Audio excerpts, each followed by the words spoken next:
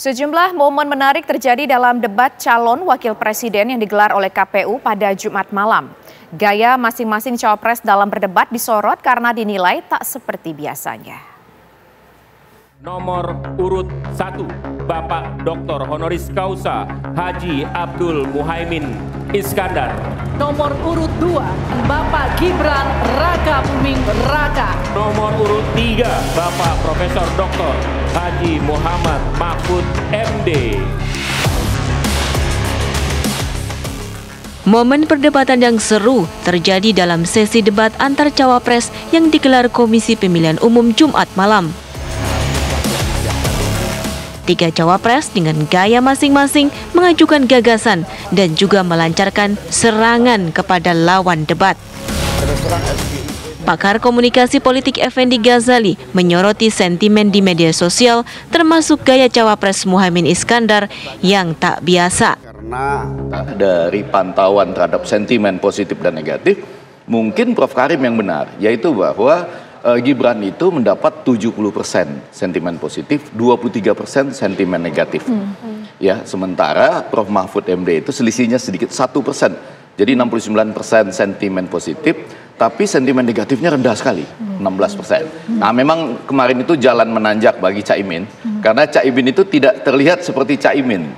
Dia menurut saya mungkin agak banyak hafalan atau kurang terlalu fresh masuk ke dalam arena debat itu, atau bahkan mungkin sedang ada yang mengajak dia untuk menjadi ke Anies-Anisan gitu, agak mirip-mirip Anies, sehingga bukan dia yang tampil. Dan memang jalan menanjak, akhirnya dia dapat sentimen 48% positif dan 41% negatifnya ya. Jadi itu drone emprit yang kemudian disampaikan oleh Kompas dan teman-teman komunikolog Indonesia. Pakar mikroekspresi Kirdi Putra menilai gimmick, taktik, dan strategi digunakan masing-masing cawapres dalam berdebat. 01 kalau kita bicara capresnya, debat capresnya, kan sempat tuh ditembak bahwa pemilihan presiden ini kan lebih dari sekedar gimmick, jargon segala macam kan gitu ya. Tapi kalau kita tidak disangka, sebetulnya yang dilakukan oleh Caimin tadi malam itu kan sebenarnya pakai gimmick. Selupet gitu, pakai sarungnya itu kan jargon dan gimmick.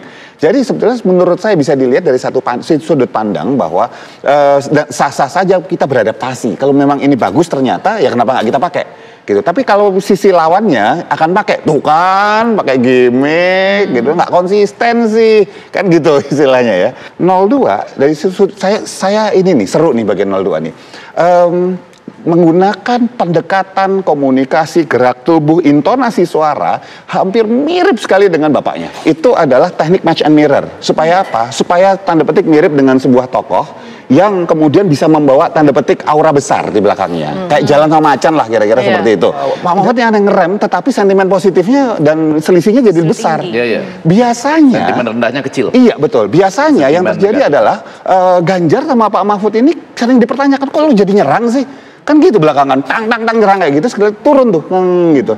Begitu bertahan, istilahnya nggak lagi nyerang, malah naik. Jadi menurut saya sudah diatur juga, ini strategi semua sebetulnya. Bagi pakar komunikasi politik Karim Suryadi, forum perdebatan cawapres bisa dimanfaatkan oleh pemilih untuk menentukan pilihan politiknya di Pilpres Februari mendatang. Setiap penonton yang menonton debat itu tidak seperti orang yang mengisi bensin. Dimulai dari nol, tidak seperti itu. Karena setiap orang punya predisposisi. Bagi orang-orang yang sudah punya pilihan, apalagi sudah ngefan kebangetan, dia akan berharap dan apapun yang dimunculkan oleh kandidat pilihannya akan dianggap bagus, luar biasa. Itulah sebabnya nilainya tidak akan jelek gitu ya. Tapi bagi mereka yang ragu, yang belum memutuskan, bahkan kritis, punya sikap politik yang terbuka, dia akan menempatkan itu semua sebagai tontonan yang bisa dievaluasi keunggulan dan kelemahannya. Tim TV One mengabarkan.